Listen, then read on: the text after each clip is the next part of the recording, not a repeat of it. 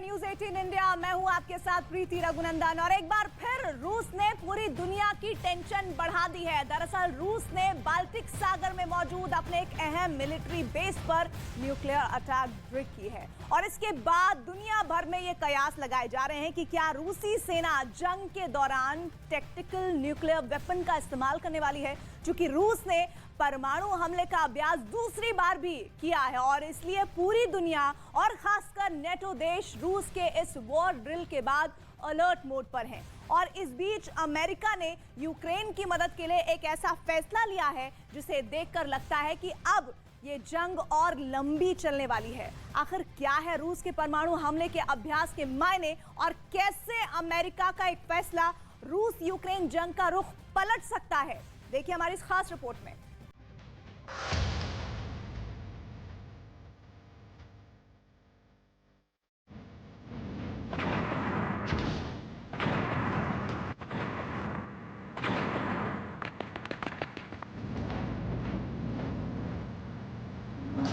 जंग के बीच रूस की न्यूक्लियर वॉर ड्रिल।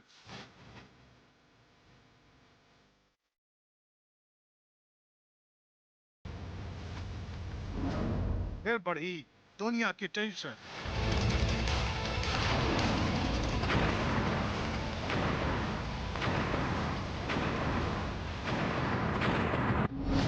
कलिनिनग्राद में किया परमाणु हमले का अभ्यास।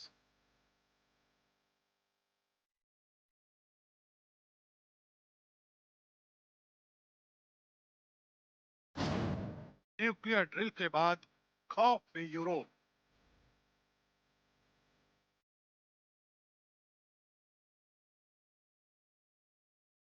कलिनिनग्राद वो एक नाम जिससे नेटो यानी नॉर्थ अटलांटिक ट्रीटी ऑर्गेनाइजेशन के तमाम देश भी खौफ खाते हैं। कलिनिनग्राद बाल्टिक सागर के 230 किलोमीटर में फैला वो महत्वपूर्ण सैन्य अड्डा है जिसकी मौजूदगी से दुनिया का हर देश डरता है।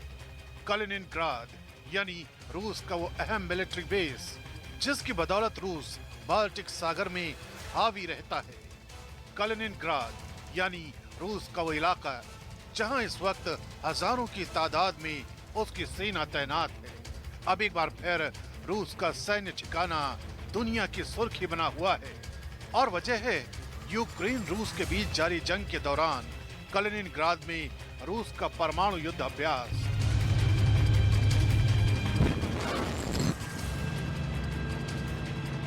यूक्रेन युद्ध के बीच रूस के परमाणु हमले के अभ्यास ने पूरी दुनिया में खलबली मचा दी है।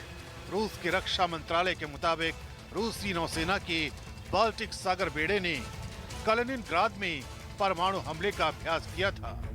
रूसी रक्षा मंत्रालय के मुताबिक रूसी नौसेना ने कलिनिनग्राद में परमाणु हमला करने में सक्षम इस्कंदर मिसाइल से हमले का अभ्यास किया। इस्कंदर मिसाइल सिस्टम को पहली बार 2016 में इस कलिनिनग्राद सैन्य अड्डे में तैनात किया गया था। इसके बाद रूस ने इस्कंदर मिसाइल सिस्टम को 2018 में अपग्रेड भी किया था। दरअसल कलिनिनग्राद यूरोपीय संघ के देशों पोलैंड और लिथुआनिया के बीच के इलाके में रूस का अहम सैन्य अड्डा है। कलिनिनग्राद करीब 230 वर्ग किलोमीटर के क्षेत्र में फैला हुआ है।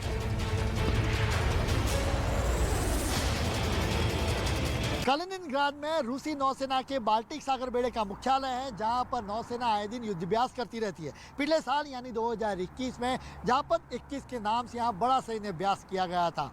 कलिनिनग्राद वर्तमान में रूस के 46 प्रशासनिक क्षेत्रों में से एक है।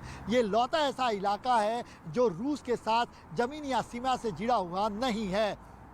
दूसरे विश्व युद्ध के बाद नाजी सैन्य की हार के बाद रूस ने इस इलाके पर कब्जा कर लिया था, जहां पर आज भी वो काबिज है। रूस के लिए कलिनिनग्राद की अहमियत ऐसे भी समझी जा सकती है कि कलिनिनग्राद बाल्टिक सागर में नेटो के खिलाफ रूस का महत्वपूर्ण सैन्य अड्डा है। रूस के लिए कलिनिनग्राद एक ऐसा सैन्य अड्डा है जो पूरे यूरोप पर भारी पड़ सकता है। रूस कलिनिनग्राद में मौजूद अपने मिलिट्री बेस की बदौलत बाल्टिक सागर में यूरोपीय और नेटो देशों के जहाजों की आवाजाही को पूरी तरह रोक सकता है।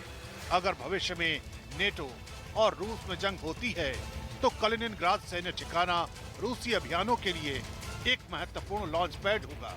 लिहाजा रूसी सेना कलिनिनग्राद में अपनी सैन्य शक्ति को काफी तेजी से बढ़ा रही है। यूक्रेन में जारी स्पेशल मिलिट्री ऑपरेशन के दौरान इस सैन्य अड्डे से परमाणु मिसाइल हमले का अभ्यास भी सीधे तौर पर नेटो को चुनौती के तौर पर देखा जा रहा है। कलिनिनग्राद का इतिहास 800 साल पुराना है। कोइनिक्सबर्ग को 1255 में ट्यूटनिक नाइट्स ने स्थापित किया था। बाद में कोइनिक्सबर्ग पर जर्मनी ने अधिकार जमा लिया। दूसरे विश्व युद्ध के अंत तक कोइनिक्सबर्ग जर्मनी का हिस्सा था। 1945 में सोवियत रेड आर्मी ने जर्मनी को हराकर इस हिस्से पर कब्जा कर लिया था। बाद में स्टालिन ने सोवियत यूनियन के हेड मिखाइल कालिनिन के सम्मान में इसका नाम बदलकर कलिनिनग्राद रख दिया था। रूस ने कलिनिनग्राद पर हमला किया था। उस दौर में यहाँ पर जर्मन, पोलिश और यहूदियों की आबादी ज्यादा थी, जिसे खदेड़ने के लिए स्टालिन ने एक विशेष अभियान चलाया। इस दौरान कलिनिनग्राद से जर्मन विरासत के सारे निशान मिटा दिए गए। बाद में बाल्टिक सागर में कलिनिनग्राद के सामरिक और रणनीतिक महत्व को देखते हुए रूस ने इसे अपना सैन्य ठिकाना बना लिया था। वैसे रूस के राष्ट्रपति व्लादिमीर पुतिन ने जंग के तीसरे ही दिन यानी 27 फरवरी 2022 को रूस की न्यूक्लियर डिटेरेंस फोर्स को अलर्ट पर रहने का फरमान सुना दिया था। न्यूक्लियर डिटेरेंस फोर्स वो होती है जो परमाणु हमले के दौरान सक्रिय रहती है। राष्ट्रपति पुतिन के आदेश का सीधा सा मतलब निकलता है कि रूस यूक्रेन में जारी अपने सैन्य ऑपरेशन में परमाणु हथियारों का इस्तेमाल भी कर सकता है। Высшие должностные лица ведущих стран НАТО допускают и агрессивные высказывания в адрес нашей страны. Поэтому приказываю министру обороны и начальнику генерального штаба перевести силы сдерживания российской армии. इसके अलावा 9 मई को रूसी स्पेस एजेंसी के चीफ दिमित्री रोगोजिन भी नेटो देशों को धमकी दे चुके हैं। रूस की विक्ट्री डे परेड से ठीक चंद घंटे पहले उन्होंने नेटो को परमाणु युद्ध की चेतावनी दी थी। उनके बयान के मुताबिक रूस अपने दुश्मन देश यूक्रेन को यूरोप के नक्शे से ही मिटा देगा।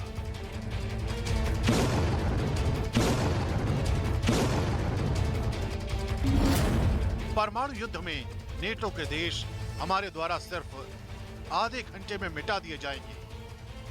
हमारे मजबूत नेतृत्व का लक्ष्य पश्चिम के दुश्मनों को हराना और यूक्रेन को नक्शे से मिटाना है।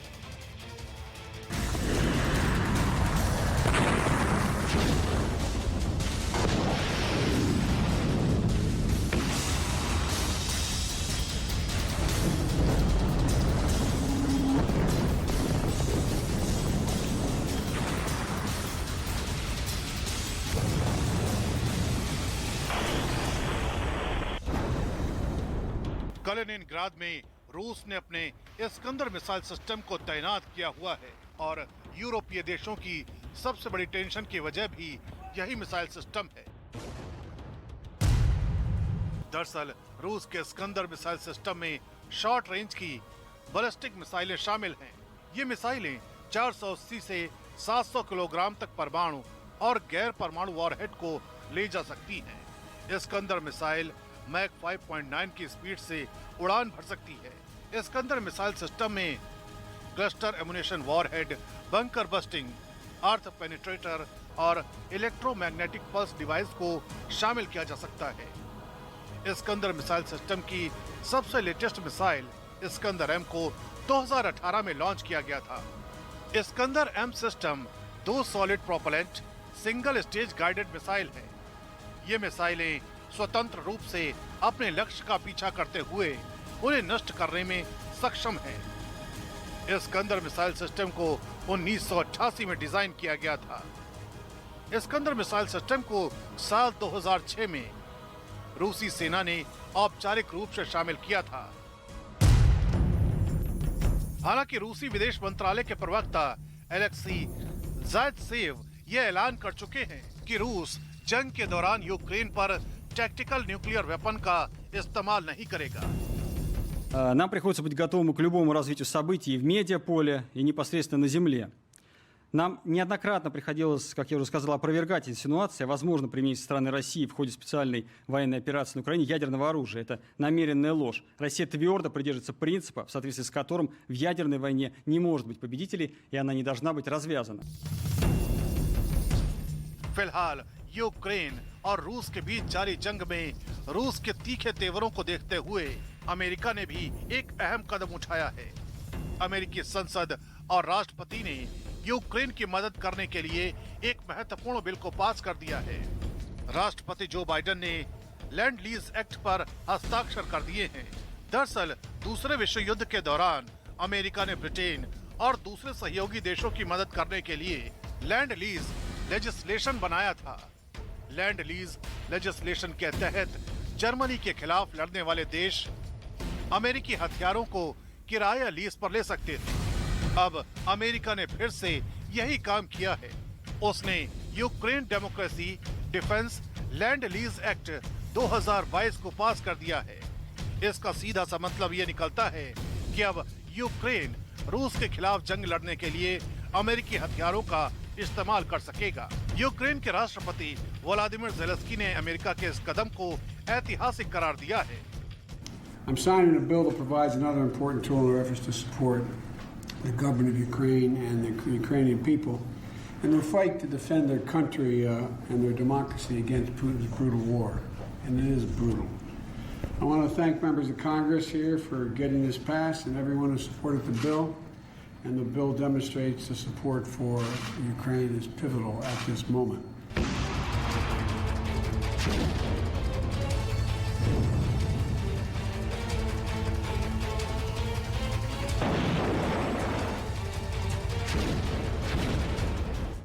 न्यूज एजेंसी रॉयटर्स की रिपोर्ट के मुताबिक अमेरिकी कांग्रेस ने सर्वसम्मति से गुरुवार को Ukraine democracy defence lease act 2022 को 417 वोटों के साथ पारित कर दिया।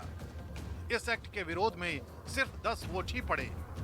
यूक्रेन की मदद के लिए लैंड लीज एक्ट अमेरिकी राष्ट्रपति जो बाइडेन का वो मास्टर स्ट्रोक है जो रूस के राष्ट्रपति व्लादिमीर पुतिन को सोचने पर मजबूर कर सकता है। लेकिन इसका एक मतलब ये भी निकलता है कि यूक्रेन और रूस के बीच जारी जंग अभी थमने नहीं वाली है। यानी ये जंग अब सालों तक जारी रह सकती है।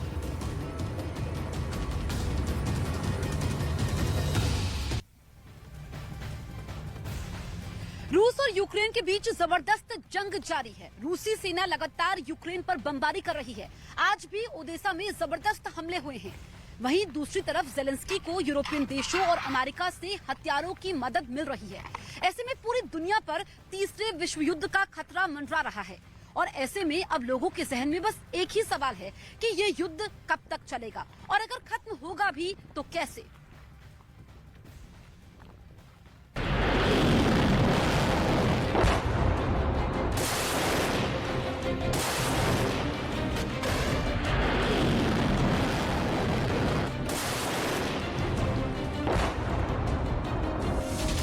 रूस और यूक्रेन की जंग कब खत्म होगी?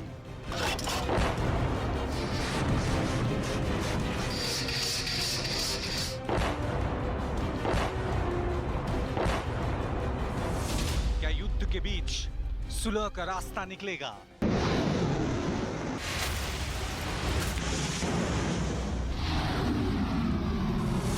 अगर ये जंग नहीं रुकी तो क्या होगा?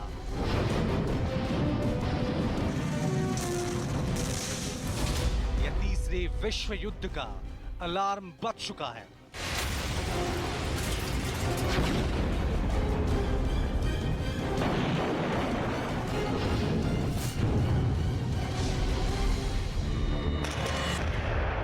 रूस ने जब यूक्रेन पर हमला किया था तो उसे लगा था कि वो जल्द ही राजधानी की पर कब्जा जमा लेंगे और वहां रूस का प्रशासनिक शासन हो जाएगा। लेकिन अमेरिका समेत नाटो देशों से मिल रही सैन्य मदद ने यूक्रेन को रूस से टक्कर लेने में मदद की और नतीजन रूसी सेना को कई जगह मुंह की खानी पड़ी।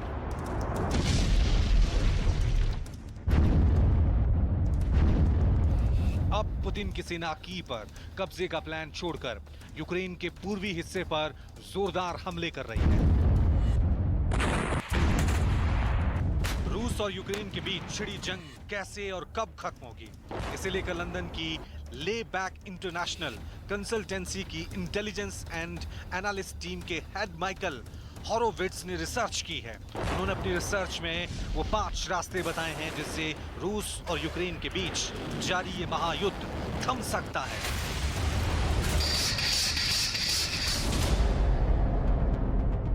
माइकल होरोविट्ज की रिसर्च का पहला पॉइंट यह है कि पुतिन अब यूक्रेन में जंग नहीं लड़ रहे हैं, बल्कि उन्होंने वहां स्पेशल ऑपरेशन लॉन्च किया है जिसमें भाड़े के लड़ाकों को बुलाया गया है ताकि जो रूसी सेना जंग के मैदान में डटी है उसे आराम मिल सके और यूक्रेन पर हमले के लिए दूसरे सैनिकों को एक जगह इकट्ठा किया जा सके। इसके बाद पुतिन की सेना यूक्रेन पर जोरदार हमला करेगी और उस पर कब्जा करके जीत का ऐलान कर सकते हैं। माइकल होरोविट्ज की रिसर्च के दूसरे पॉइंट के मुताबिक पुतिन को पता चल चुका है कि वो की पर कब्जे से काफी दूर हैं, इसलिए रूसी सेना ने अपनी पूरी ताकत डॉनबास, क्राइमिया और दक्षिणी यूक्रेन की तरफ लगा दी है ताकि यूक्रेन को बातचीत की टेबल पर लाने के लिए दबाव बनाया जा सके और अपनी शर्तों को मनवाया जा सके। अगर ऐसा हुआ तो फिर रूस अपनी सेना की वापसी का ऐलान कर सकता है। पुतिन ने 1,90,000 से ज्यादा सैनिकों के साथ इस युद्ध का आगाज किया था, लेकिन यूक्रेन का अंजाम वैसा नहीं हुआ जैसा उन्होंने सोचा था। माइकल होरोविट्ज के मुताबिक अमेरिका और यूरोपियन देश युद्ध को लंबा खींचना चाहते हैं, इसका यूक्रेन को फायदा होगा। दरअसल एक तरफ रूस पर आर्थिक पाबंदियां लगी हैं, दूसरी तरफ उसके सैनिक मारे जा रहे हैं, तीसरी तरफ रूसी सेना यूक्रेन में सिर्फ एक हिस्से तक ही सीमित हो गई है। इससे रूस का मनोबल टूट रहा है। ऐसे में पुतिन पर बातचीत का दबाव बनेगा और युद्ध खत्म हो सकता है। नतीजन रूस में पुतिन की लोकप्रियता घटेगी और वहां भी सत्ता परिवर्तन हो सकता है। माइकल होरोविट्ज की रिसर्च का चौथा पॉइंट कहता है कि यूक्रेन युद्ध लंबा खिंचा तो इसका फायदा रूस को भी हो सकता है, जैसा कि सीरिया वॉर में हुआ और वहां बशर अल असद सरकार बनी थी। यूक्रेन में भी पुतिन ज़ेलेंस्की सरकार को तोड़ सकते हैं और सत्ता की कुर्सी अपनी पसंद के लोगों को सौंप सकते हैं और युद्ध खत्म हो सकता है। इंटेलिजेंस एक्सपर्ट माइकल होरोविट्ज की रिसर्च का आखिरी पॉइंट, रूस के लिए यूक्रेन में जीतना आसान नहीं है क्योंकि यूक्रेन ने अपना सब कुछ दांव पर लगा दिया है। ऐसी कंडीशन में अगर यूरोपीय देश पुतिन की सेना को अपने ऊपर बढ़ा देते हैं तो ये यूक्रेन के साथ साथ उनकी भी हार होगी। ऐसे में अगर जंग को रोकना है तो बस एक ही विकल्प है, यूक्रेन की जीत, और ये तभी हो सकता है जब रूस की सेना को यूक्रेन में घुसने से रोका जाए और पुतिन को झुकाया जाए। इस बीच अमेरिकी राष्ट्रपति बाइडेन का यूक्रेन और रूस जंग को लेकर एक बयान सामने आया है। बाइडेन ने वॉशिंगटन में एक कार्यक्रम के दौरान कहा कि पुतिन बहुत ही गणना करने वाले व्यक्ति हैं। अब मुझे जिस चीज की चिंता है वो ये कि रूसी नेता के पास अभी युद्ध से निकलने का कोई रास्ता नहीं है और मैं ये पता लगाने की कोशिश कर रहा हूं कि हम इसे लेकर क्या कर सकते हैं। यानी बाइडेन को भी लगता है कि यूक्रेन युद्ध का अंजाम अभी बाकी है। अभी जो हालात हैं उसके मुताबिक यूक्रेन के ऊपर से जंग के बादल हटते नहीं दिख रहे हैं और अगर ये युद्ध लंबा खिंचा तो उसके और ज्यादा खतरनाक परिणाम सामने आ सकते हैं। दरअसल पुतिन का Europe plan victory day parade के दिन ही शुरू हो गया था। पुतिन ने लगभग 11 मिनट का लंबा भाषण दिया और इस भाषण में उन्होंने कई बार यूरोप का नाम लिया। उन्होंने यूरोप से दोस्ती की बात तो कही, साथ ही सख्त लहजे में चेतावनी भी दी और चेतावनी ये दी कि अगर रूस पर खतरा महसूस हुआ तो फिर रूस रुकेगा नहीं। हुर्रा!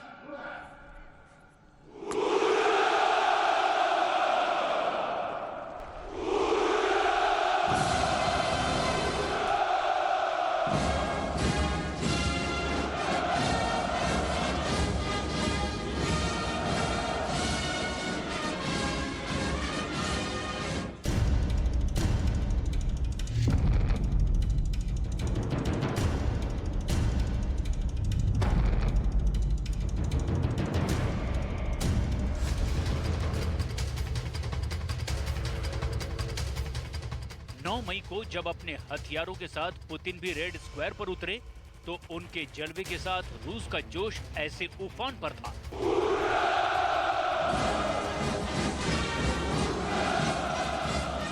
इस परेड की धमक यूक्रेन की राजधानी कीव से लेकर वॉशिंगटन डीसी तक गूंज रही थी।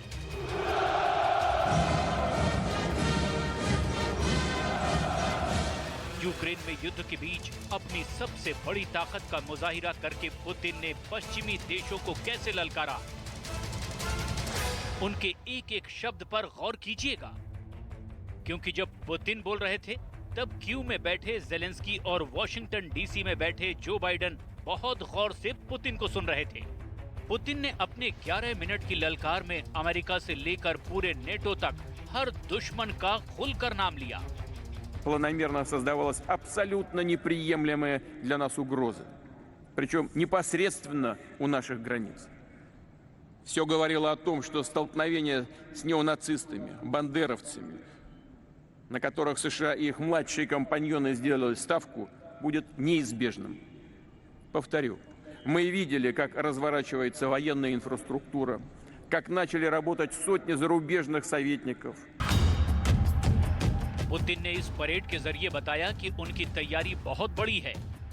ये विक्ट्री डे परेड की वो तस्वीरें हैं जो रूस का वो खौफ है जो सोवियत संघ के जमाने से पश्चिमी देशों के दिलो दिमाग में बैठा हुआ है। रूस की नजर यूक्रेन के पूर्वी हिस्से पर है और इस युद्ध में पुतिन की फौज यूक्रेन के 2 और टुकड़े करने का इरादा रखती है। पुतिन ने जो बड़ी बातें बताई उसमें डॉनबास का नाम लिया गया। पुतिन ने 11 मिनट के भाषण में जेलेंस्की को बता दिया कि वो अब क्राइमिया की तरह डॉनबास को भी भूल जाएं। Теряем головы перед памятью мучеников Одессы, заживо сожженных в Доме профсоюзов в мае 2014 года. Перед памятью стариков, женщин и детей Донбасса, мирных жителей, которые погибли от безжалостных обстрелов, варварских ударов неонацистов. रूस के इन फौजियों के कई साथी इस वक्त यूक्रेन में लड़ रहे हैं। इनकी रेजिमेंट की कई यूनिट इस वक्त डॉनबास में तैनात हैं। विक्ट्री डे परेड में 11,000 से ज्यादा रूसी सैनिक शामिल हुए। यहाँ रूस की हर कॉन्टिंजेंट का एक सुनहरा इतिहास है। इसमें रूस की स्पेशल फोर्स भी है और उसके हर मिलिट्री रीजन के अलग अलग दस्ते भी हैं। ये सभी दस्ते सोवियत संघ के जमाने और दूसरे विश्व युद्ध में बहादुरी की कहानियां समेटे हुए हैं। अब देखिए रूस की वो मशीनी ताकत जो यूक्रेन युद्ध के बीच रशियन फौलाद का एक छोटा सा मुजाहिरा कही जाएंगी।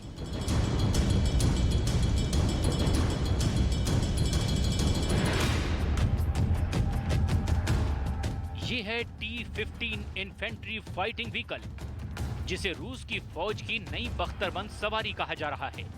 ये BMP फाइटिंग व्हीकल का आधुनिक वर्जन है। ये है T-72B3 टैंक, जो T-72 का आधुनिक वर्जन है।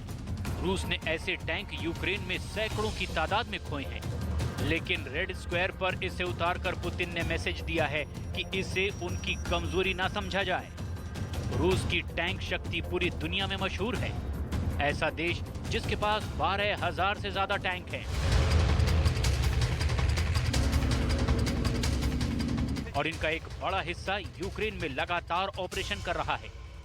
यूक्रेन में इस वक्त 3 तरह के टैंक रूस इस्तेमाल कर रहा है।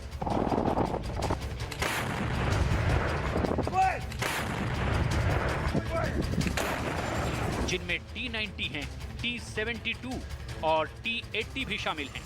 उन्हीं पर ऐसे हमले सबसे ज्यादा हुए हैं और इनमें भी सबसे ज्यादा बुरा हाल पुराने T-72 का हुआ। विक्ट्री डे परेड में T-90 का आधुनिक वर्जन T-90MS भी दिखाया गया, जिसमें लगा APS यानी एक्टिव प्रोटेक्शन सिस्टम इसे एंटी टैंक मिसाइलों से बचा सकता है।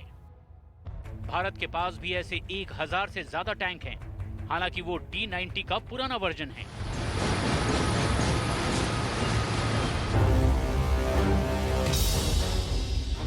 इस बीच जब रूस रेड स्क्वायर पर T-90 का नया वर्जन T-90M दिखा रहा था, तब ऐसा ही टैंक यूक्रेन में तबाह कर दिया गया और इसके कुछ वीडियो यूक्रेन के रक्षा मंत्रालय ने रिलीज किए। ये T-90 का आधुनिक वर्जन है जो मिसाइल के खिलाफ ज्यादा सुरक्षित माना जाता है। लेकिन रूस के ऐसे नए टैंक भी यूक्रेन में शिकार किए जा रहे हैं। इस टैंक की तस्वीरें बताती है कि इसमें बैठे सैनिकों का हाल क्या हुआ होगा। हालांकि ये टैंक रूस की शान कहा जाता है। वहीं रूसी फौलाद में सबसे बड़ा और सबसे नया नाम T-14 भी फिर एक बार रेड स्क्वायर पर उतरा। ये टैंक रूस ने आर्कटिक के युद्ध क्षेत्र को ध्यान में रखकर बनाया है और ये दुनिया का सबसे आधुनिक बैटल टैंक है जो पूरी तरह रोबोटिक सिस्टम से लैस है। पुतिन का सबसे तगड़ा टैंक T-14 अर्माटा खास बर्फ और आर्कटिक जैसे इलाकों के लिए तैयार किया गया है।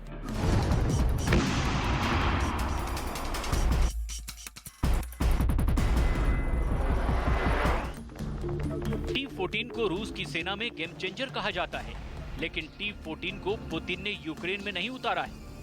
इसे खास आर्कटिक रीजन के लिए ही बनाया गया है जो पूरे साल बर्फ से घिरा रहता है।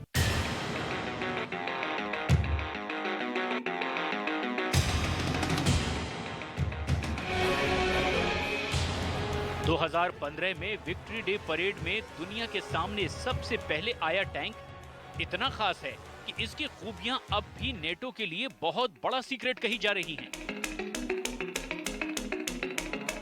ये टैंक बहुत खास है। इसकी बनावट देखिए, इसका डिजाइन देखिए। बेल्ट के बीच 6 पहियों की बजाय इसमें 7 पहिए लगे हैं। 125 मिलीमीटर की इसकी तोप पूरी तरह ऑटोमेटिक तरीके से लोड की जाती है। ये गोले भी दागती है और मिसाइल भी। आर्कटिक इलाके में लड़ने के लिए तैयार ये टैंक दुनिया का सबसे आधुनिक और सुरक्षित टैंक माना जाता है।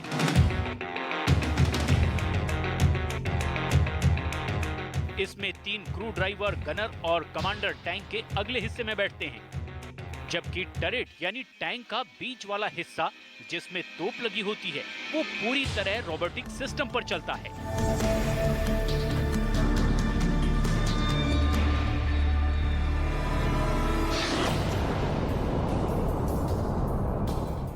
रूस ने T-14 को दिखाकर ये बताया कि जरूरत पड़ी तो वो यूक्रेन में इसे भी उतारेगा।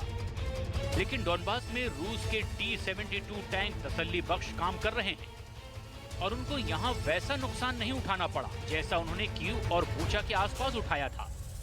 लेकिन इसमें कोई शक नहीं कि डॉनबास में पुतिन ने अपनी पूरी ताकत झोंकने का फैसला कर लिया है। Из зоны боевых действий. Мы помним, как враги России пытались использовать против нас банды международных террористов, стремились посеять национальную и религиозную вражду, чтобы изнутри ослабить, расколоть нас. Ничего не получилось. पुतिन ने इरादे भी कुछ ऐसे ही दिखाए हैं, जिसमें पूरे यूक्रेन पर कब्जे की तैयारी नजर आती है, क्योंकि मारियोपोल के बाद अब पुतिन ने दक्षिण पश्चिम छोर पर ओडेसा का भी जिक्र किया है, जो यूक्रेन की दूसरी सबसे बड़ी पोर्ट सिटी है। डॉनबास पर कब्जे के बाद पुतिन की सेना पश्चिमी यूक्रेन की तरफ कूच करेगी। इसमें कोई शक नहीं होना चाहिए कि उनका पहला टारगेट ओडेसा शहर होगा। В плечу стоят солдаты и офицеры из многих регионов нашей огромной Родины, в том числе те, кто прибыл прямо из Донбасса, непосредственно из зоны боевых действий. Мы помним, как враги России пытались использовать против нас банды международных террористов, стремились посеять национальную и религиозную вражду. यूक्रेन की राजधानी कीव और इसके अलावा जापोरिजिया वो जगह है जहां पर हवाई सायरन बजाए जा रहे हैं। कहा जा रहा है कि यहां पर कीव में और साथ ही जापोरिजिया में और चर्निव में यहां पर कहा जा रहा है कि हवाई हमले का अलर्ट है। और इसके अलावा कहां पर सायरन बजाए जा रहे हैं कि वहां पर हमला हो सकता है, उसमें डोनेस्क शामिल है। साथ ही जानकारी मिल रहा है कि उसमें ओडेसा ये वो जगह है जहां पर हवाई हमले का अलर्ट है। और इनके अलावा यूक्रेन के और शहर हैं जिसमें ज़ातोमार शामिल हो जाता है, जिसमें जानकारी यह है कि निप्रो भी आ जाता है। यहां पर भी सायरन बजाए जा रहे हैं क्योंकि कभी भी हमला होने की यहां पर जानकारी है। जब रूस में विक्ट्री डे परेड चल रही थी, तब हमारी संवाददाता जसप्रीत कौर यूक्रेन की राजधानी कीव से कुछ किलोमीटर दूर एक गांव में थी और उनकी रिपोर्ट बताती है कि कि उस वक्त यूक्रेन में कैसी दहशत थी। कीव से कुछ किलोमीटर की दूरी पर हम लोग मौजूद हैं। होरेंका गांव में हम लोग मौजूद हैं और यहाँ पर डर है, शंका के बादल हैं कि कभी भी मिसाइल अटैक हो सकता है, क्योंकि एयर इनपुट है कि कीव समेत 15 शहर ऐसे हैं जहाँ पर मिसाइल से अटैक हो सकता है। बर्बादी का मंजर हर जगह है, हर जगह आपको वीरान सड़कें नजर आएंगी, बर्बादी के निशान नजर आएंगे। करम, आप उस तरफ की तस्वीरें दिखा दीजिए। देखिए यहाँ से गाड़ियों की आवाजाही है, ये बिल्डिंग को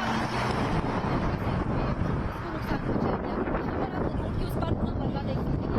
और ये एक जगह नहीं है, ऐसे कई इलाके हैं जो इस वक्त खंडर में तब्दील हो चुके हैं। लेकिन खास बात ये रही कि मॉस्को में रेड स्क्वायर के ऊपर फ्लाई पास्ट हुआ ही नहीं। जमीन पर 11,000 की फौज तो गुजर गई, लेकिन आसमान में ताकत दिखाने वाला शो पुतिन ने आखिरी पलों में कैंसिल कर दिया। इसकी बड़ी वजह रही मॉस्को का मौसम और बादलों को लेकर रिपोर्ट।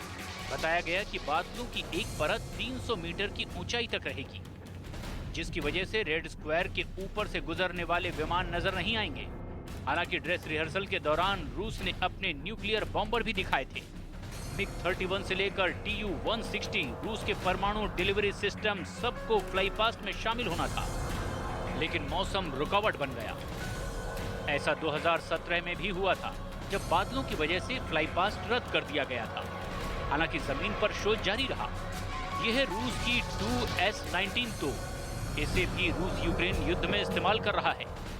152 मिलीमीटर के इसके गोलों से यूक्रेन को बहुत ज्यादा नुकसान हो रहा है। डॉनबास में इस तोप ने यूक्रेन की फौज को कई शहरों में पीछे हटने पर मजबूर कर दिया है। ये है टोर M2 एयर डिफेंस सिस्टम, जिससे रूस ने यूक्रेन के बहुत से ड्रोन मार गिराए हैं। छोटी दूरी के एयर टारगेट्स के लिए बहुत खतरनाक हथियार ये है। और अब देखिए रूस का परमाणु बम। ये है रूस का टोपोल M मिसाइल।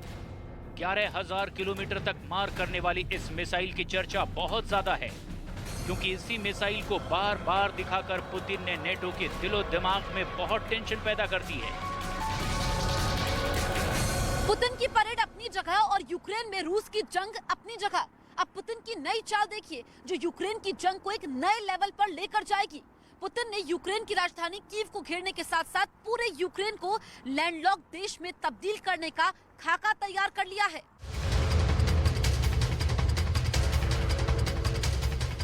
यूक्रेन के सारे रास्ते बंद करने के लिए रूस ने अब बड़ी तैयारी शुरू कर दी है। माना जा रहा है कि ऐसा करके रूस यूक्रेन को ऐसे देश में तब्दील कर देगा जिसका समुद्री तटों से कोई लेना देना नहीं रहेगा। ऐसा करके रूस यूक्रेन को बर्बादी के आखिरी कगार तक पहुंचाने का पूरा रोड मैप तैयार करने की भूमिका बना रहा है। और इसी को पुतिन का माइंड गेम बताया जा रहा है, जिसका यूक्रेन बहुत बड़ा शिकार बन चुका है।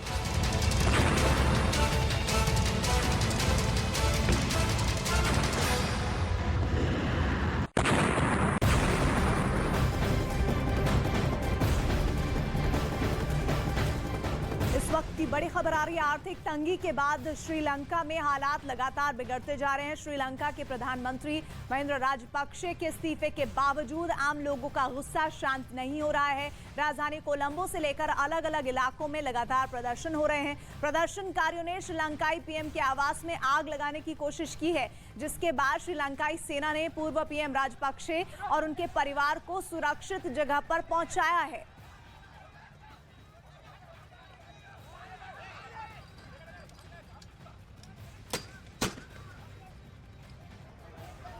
श्रीलंका में हालात इतने ज्यादा बिगड़ गए हैं कि पूर्व पीएम महिंद्रा राजपक्षे और उनके परिवार के सदस्यों को इमरजेंसी जैसे हालात के बीच पीएम आवास से निकालकर किसी सुरक्षित जगह पर पहुंचाया गया है।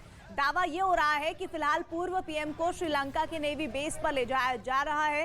हालांकि जैसे ही लोगों को इस बात की भनक लगी, वो नेवल बेस के बाहर इकट्ठा हो गए और हंगामा करने लगे। 4 तस्वीरें आपको हम दिखा रहे हैं। इससे पहले प्रदर्शनकारियों ने श्रीलंका में प्रधानमंत्री आवास टेम्पल ट्री में भी आग लगा दी और श्रीलंका के एक मंत्री के घर में भी आग लगाने की खबर है। प्रदर्शनकारियों ने एक होटल को भी आग के हवाले किया है, जिस होटल को लेकर कहा जा रहा है कि इसमें पूर्व पीएम के रिश्तेदारों का मालिकाना हक है।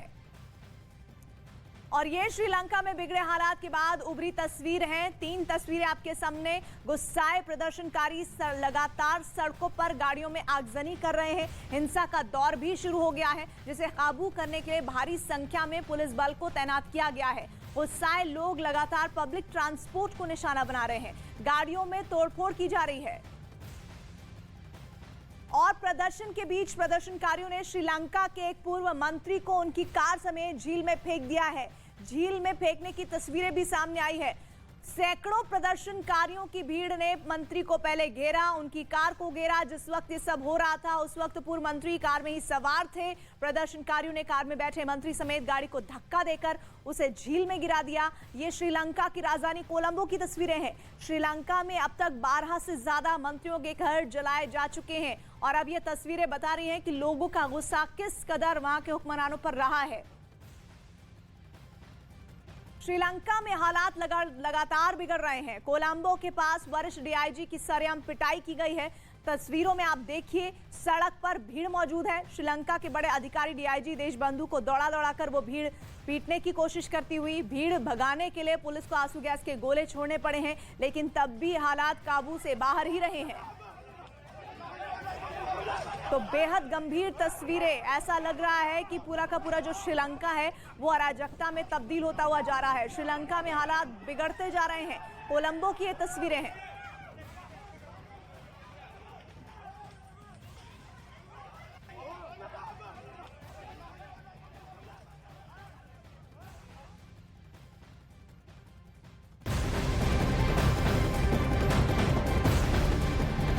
और एक और बड़ी खबर, अमन चोपड़ा को राजस्थान हाईकोर्ट से बड़ी राहत मिली है। जोधपुर में हाईकोर्ट ने अगले आदेश तक अमन चोपड़ा की गिरफ्तारी पर रोक लगाई और इससे पहले जयपुर में भी कोर्ट ने अमन चोपड़ा की गिरफ्तारी पर रोक लगाई थी। राजस्थान सरकार से अब इस मामले में जवाब मांगा था और अमन चोपड़ा के खिलाफ दर्ज तीनों एफआईआर में अब राजस्थान हाईकोर्ट की तरफ से रोक लग चुकी है। सुनवाई के दौरान हाईकोर्ट के जस्टिस मेहता ने कहा कि एंकर की गिरफ्तारी के लिए इतना उतावलापन क्यों दिखाया जा रहा है। जस्टिस मेहता ने यह भी कहा कि शो में दूसरे की टिप्पणी के लिए एंकर को दोषी कैसे ठहराया जा सकता है। इस दौरान अमन चोपड़ा के वकील ने क्या कहा, ये सुनिए। देखिए, हमारे साथ में निशांक मदानी है, इस केस के लॉयर हैं अमन चोपड़ा की तरफ से। जी बताएं क्या हुआ पूरा। आज कोर्ट में दोनों पक्षों की बहस सुनी गई। अमन चोपड़ा की तरफ से senior advocate Shri Siddharth ji Luthra and Shri Manoj ji Bhandari ने अपने पक्ष रखे गए और माननीय उच्च न्यायालय ने दोनों पक्षों की बहस को सुनते हुए ये आदेश दिया कि अगली सुनवाई जो कि कल 12 बजे होगी तब तक किसी प्रकार से कोई गिरफ्तारी नहीं करे अमन चोपड़ा की, तथा माननीय न्यायालय का ये भी वर्णन था कि वह उक्त सीडी जो प्रोग्राम हुआ, जो डिबेट प्रोग्राम हुआ, उसको अपने चैम्बर में सुनेंगे तथा उसके बाद ही किसी प्रकार से कल जो है सुनवाई के दौरान जो नतीजा निकलेगा। जब तक माननीय उच्च न्यायालय ने गिरफ्तारी पर रोक लगाते हुए अंतरिम राहत अमन चोपड़ा को दी गई है। पक्ष रखा गया कि जो राजद्रोह की धारा है उसको लेकर वो क्या आपकी तरफ से क्या पक्ष रखा गया? राजद्रोह की धारा के ऊपर हमारा ये कहा गया कि किसी भी प्रकार से कोई सेडिशन नहीं किया गया हमारे अमन चोपड़ा द्वारा। केवल जो है डिबेट प्रोग्राम था, ना ही किसी प्रकार से कोई सांप्रदायिक हिंसा को बढ़ाने का प्रेरणा थी। और बीजेपी नेता शहजाद पूनावाला ने ट्वीट कर राजस्थान सरकार पर पत्रकारों को परेशान करने का आरोप लगाया है। उन्होंने ट्वीट किया है कि राजस्थान हाईकोर्ट ने एक बार फिर अमन चोपड़ा की गिरफ्तारी पर रोक लगा दी है। कोर्ट ने हैरानी जताई कि 302 के कई आरोपी गिरफ्तार नहीं होते, लेकिन राजस्थान पुलिस अमन चोपड़ा की गिरफ्तारी को लेकर काफी उत्सुक है। क्या गहलोत अब पुलिस को वापस जाने को कहेंगे और पत्रकारों को परेशान करने की बजाय दंगाइयों और बलात्कारियों को पकड़ेंगे?